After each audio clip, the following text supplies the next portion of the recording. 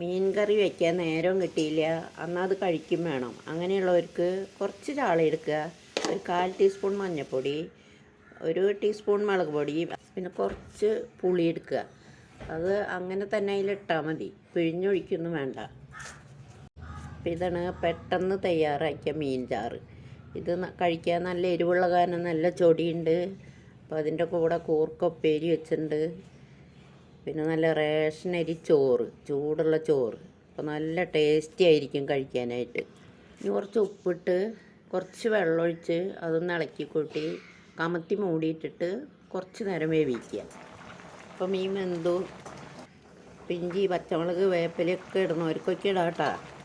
ഇനിയിപ്പോൾ ഇതിലേക്ക് കുറച്ച് പച്ച വെളിച്ചെണ്ണ ഒഴിക്കുക. ചാള തന്നെ വേണമെന്നില്ല, ഏത് മീനായാലും ഇങ്ങനെ ചെയ്യാൻ പറ്റും. അതുപോലെ പുളി കുറച്ച് മുന്നിട്ട് നിൽക്കണം. 10 മിനിറ്റ് നേരം ഉണ്ടായാൽ ഇതുപോലെ തയ്യാറാക്കാം. എല്ലാവരും ട്രൈ ചെയ്യണം.